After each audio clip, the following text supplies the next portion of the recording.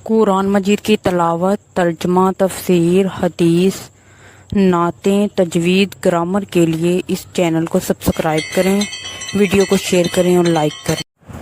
نحمدہ و نصلی علی رسولہ الکریم، اما بعد، فاعوذ باللہ من الشیطان الرجیم، بسم اللہ الرحمن الرحیم۔ آج کا ہمارا موضوع گفتگو ہے سورۃ الانفال۔ یہ سورۃ مدنی ہے، جنگ بدر کے بعد 2 ہجری میں نازل ہوئی، اسی وجہ سے اس سورۃ کو سورۃ البدر بھی کہتے ہیں۔ اس میں 75 آیات، 10 رکوع اور 1075 کلمات ہیں۔ نام کی وجہ، انفال نفل کی جمع ہے۔ نفل دراصل زیادتی کے معنی میں ہے، اس سے مراد مال غنیمت ہے۔ نفل کو نفل اس لیے کہتے ہیں کہ وہ اصل فرض سے زائد ہے، اور غنیمت کو نفل اس لیے کہا گیا ہے کہ وہ اللہ کی طرف سے فضل اور عطیہ ہے۔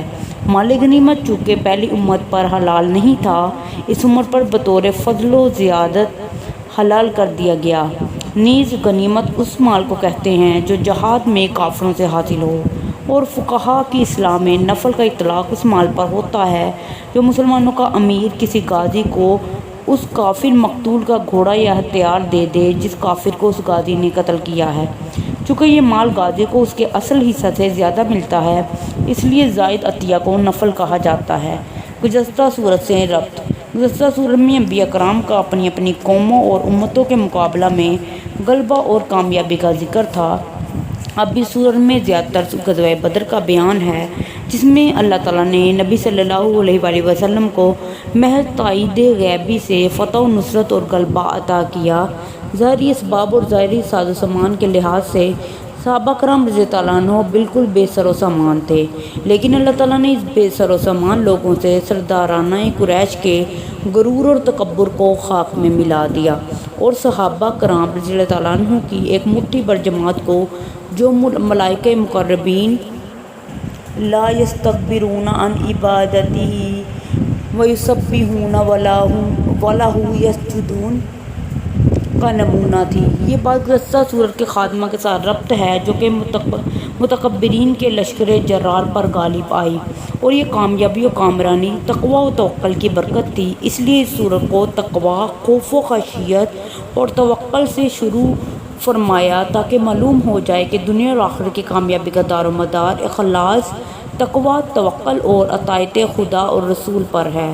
مہربانی کر کے اس چینل کو سبسکرائب کریں، صدقہ جاریہ سمجھ کے خود بھی سبسکرائب کریں، دوسروں سے کروائیں اور دوسروں کے ساتھ شیئر بھی کریں۔ زمانہ نزول۔ یہ سورت 2 ہجری میں غزوہ بدر کے بعد نازل ہوئی۔ اس میں اسلام و کفر کی اس پہلی جنگ پر مفصل تبصرہ کیا گیا ہے۔ شان نزول۔ جب مسلمانوں کو غزوہ بدر میں اللہ تعالیٰ کی عنایت سے فتح نصیب ہوئی اور کافروں کا بہت سا مال قبضے میں آیا، تو اس مال کی تقسیم میں لوگوں نے کچھ اختلاف کیا۔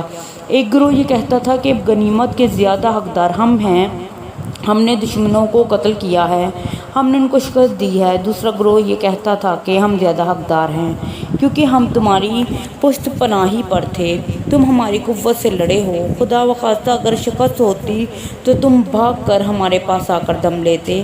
مزید یہ کہ ہم رسول اللہ صلی اللہ علیہ وآلہ وسلم کی حفاظت کر رہے تھے۔ اس پر اللہ تعالیٰ نے یہ سورت نازل فرمائی کہ کسی کو بھی حق نہیں اس طرح کی باتوں کا، فتح صرف اللہ تعالیٰ کی مدد سے ہوئی ہے، اس فتح کو تم اپنی قوت بازو کا کرشمہ نہ سمجھو۔ اللہ تعالیٰ اس مال کا مالک ہے اور رسول اللہ صلی اللہ علیہ وآلہ وسلم اس کا نائب ہے، جس کو آپ صلی اللہ علیہ وآلہ وسلم مناسب سمجھیں گے تقسیم کر دیں گے۔ چنانچہ آپ صلی اللہ علیہ وآلہ وسلم نے وہ مال برابر سب میں تقسیم کر دیا۔ نیز اس سورت میں مسلمانوں کو ان کی کوتاہیوں پر آگاہ کر دیا تاکہ وہ پہلی فہرست میں ان کی اصلاح کی طرف متوجہ ہوں۔ پھر مال غنیمت کی تقسیم کا طریقہ بھی بیان کر دیا گیا تاکہ اس کے متعلق بھی کسی قسم کا تنازع پیدا نہ ہو۔ اس کے ضمن میں صلح و جنگ کے متعلق معاہدوں کی پابندی کا حکم بھی فرمایا۔ پھر سورت کے آخری حصہ میں نبی کریم صلی اللہ علیہ وآلہ وسلم کے صحابہ کی شان بھی بتا دی، جن کی قربانیوں پہ ہم جد و جہد اور مسلسل صحیح و عمل سے دین اسلام کو کامیابی اور عروج نصیب ہوا۔ اولئک ھم المؤمنون حقا، یہی سچے ایماندار ہیں کہ کلمات سے ان کے سچے اور کامل ایماندار ہونے کی اللہ تعالیٰ نے گواہی دے دی ہے۔ صدق اللہ العظیم۔ مہربانی کر کے اس چینل کو سبسکرائب کریں اور ساتھ لگے بیل آئیکن کو دبائیں تاکہ ہر نئی ویڈیو آپ کو سب سے پہلے دیکھنے کو ملے، اور سبسکرائب کرنا بالکل فری ہے۔